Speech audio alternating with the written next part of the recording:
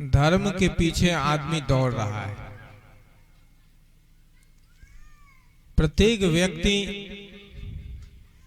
धार्मिक होना चाहता है। धर्म के नाम पर बहुत सारे उत्सव भी इस देश में हो रहे हैं, लेकिन हम लोग धर्म को समझ नहीं पा रहे हैं कि धर्म है क्या।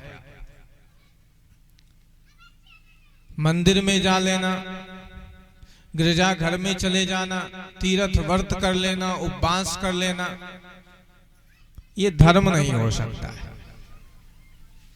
धर्म को सही से नहीं समझने के कारण आज समाज में हर जगह विसंगति है, दुराव है, टकराव है। हमारे वैदिक ऋषि ने 4 पुरुषार्थ की बात की, धर्म, अर्थ, काम और मोक्ष। यह खलु चतुर्वेद पुरुषार्थेषु मोक्ष एवं परम पुरुषार्थः। उपनिषद के ऋषि कहते हैं, वेदांत दर्शन में आया कि चतुर्वेद पुरुषार्थ में मोक्ष परम पुरुषार्थ है, जिसके लिए ये मानव जीवन हमको प्राप्त हुआ है। मोक्ष की उपलब्ध होने के लिए आदमी को नीचे से ऊपर तक जाना है। सबसे पहले धर्म है। जिस व्यक्ति के जीवन में धर्म नहीं है, उस व्यक्ति के पास अर्थ है, उस व्यक्ति के पास काम है, तो अर्थ और काम दोनों पतन के मार्ग पर ले जाने वाले। आज व्यक्ति के पास अर्थ है, आज व्यक्ति के पास काम है, जिसके परिणाम स्वरूप आज आदमी के जीवन में पतन भी बहुत ज्यादा है। कुछ वर्षों में जितना पतन आदमी का हुआ है, उतना पतन किसी अन्य प्राणी का नहीं हुआ।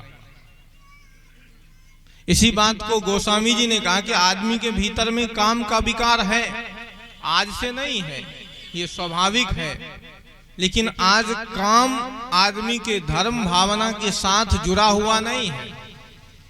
आज आदमी इतना लंपट हो गया, जिसको प्रस्तुत करते हुए गोस्वामी जी ने कहा कि नहीं माने अनुजा तनुजा। आज आदमी इतना कामी हो गया है कि देखता हूं तो लगता है कि हम लोग कहां बैठे। धर्म के नाम पर भी जो हम पाखंड फैलाए हैं, उसमें भी काम ही छुपा हुआ है।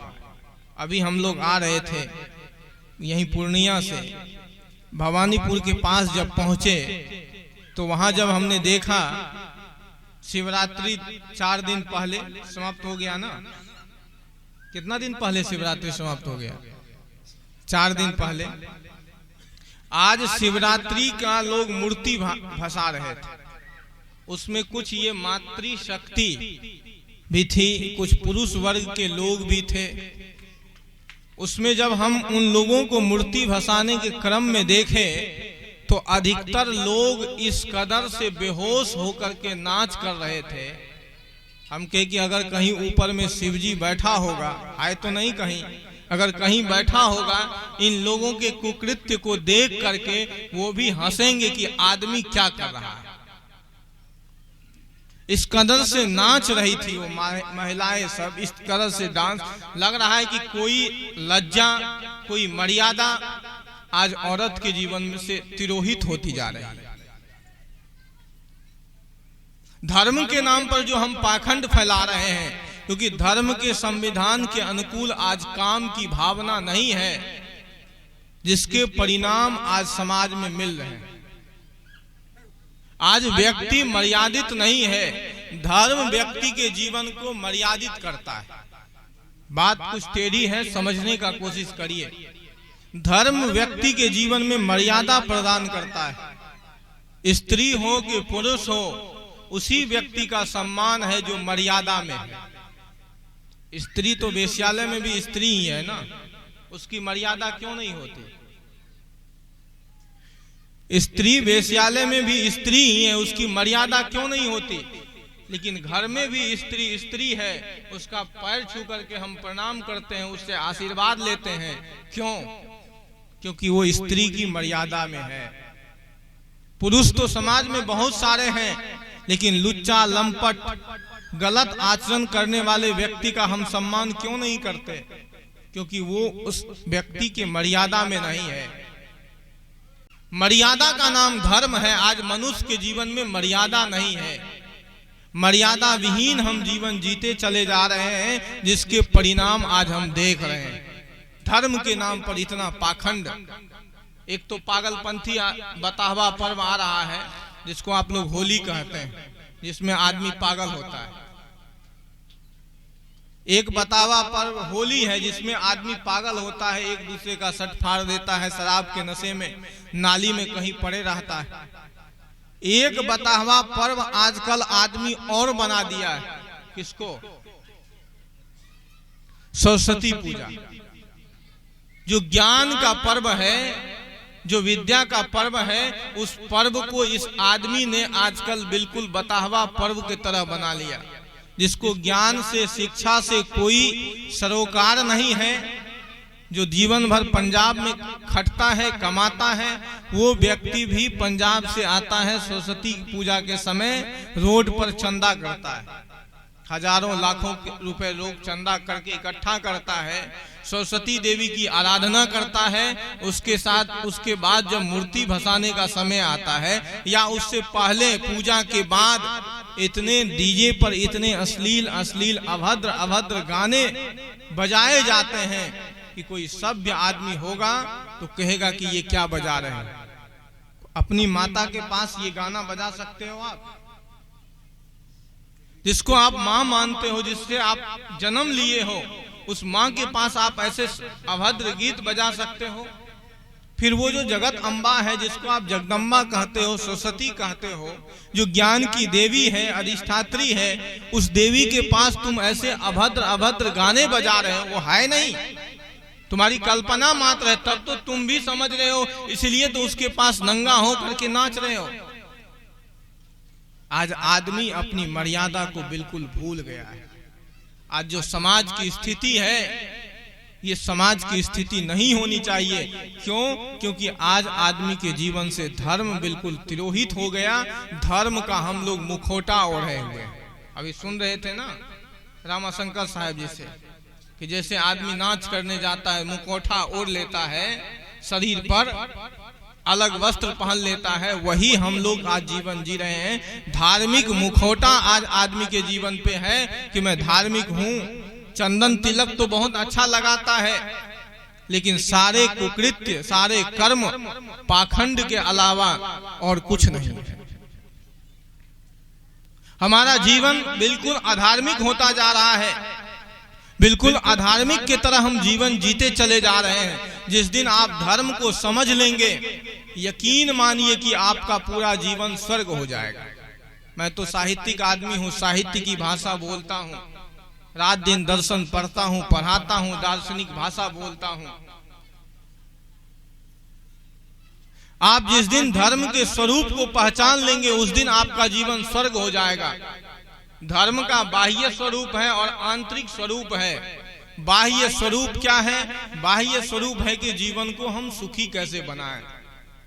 ये जो मानव जीवन आपको मिला है, इस जीवन को हम कैसे जिए। और धर्म का आंतरिक स्वरूप ये है कि ये जीवन जो आपको प्राप्त हुआ, जिसकी चर्चा अभी आप सुन रहे थे, कि आत्म रूप से हम प्रत्येक व्यक्ति संसार में असंग है, जिसके विषय में कहा गया कि असंगो यम पुरुषः, अयम पुरुषः स्वरूपेण असंगः।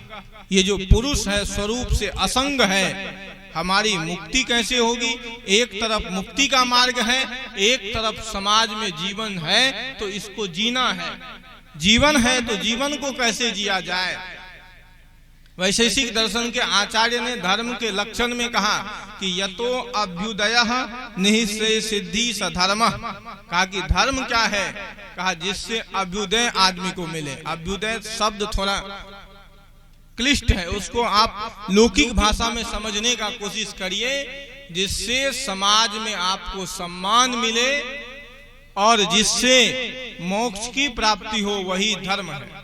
कुछ लोगों ने धर्म की परिभाषा कुछ अलग तरीके से की, उधर मैं नहीं जाऊंगा। कर्मकांड को भी लोगों ने धर्म माना। किसी ने कहा कि यागादिरेव धर्मः, यज्ञ करना और करवाना यही धर्म है। आज भी बहुत लोगों की परंपरा है, लोग यज्ञ को धर्म मानते हैं, लेकिन यज्ञ धर्म नहीं हो सकता। तो यज्ञ को लोगों ने धर्म माना, लेकिन वास्तविक धर्म क्या है? वास्तविक धर्म है कि लौकिक जीवन में आपको सम्मान मिले। लौकिक जीवन में सम्मान कब मिलेगा? लौकिक जीवन में सम्मान मिलने का रास्ता क्या है, मार्ग क्या है? लौकिक जीवन में सम्मान आपको तब मिलेगा जब आप निष्कलंक होकर के जीवन जिएंगे। आज तो हम लोग कलंकित अपने जीवन को करके जी रहे हैं। आज प्रत्येक व्यक्ति का जीवन कलंकित है। भगवान कृष्ण गीता में कहा कि संभावितस्य चाकृति मरणादिरिच्यते। संभावित पुरुष के जीवन में कलंक का टीका लग जाना मौत से भी बदतर है।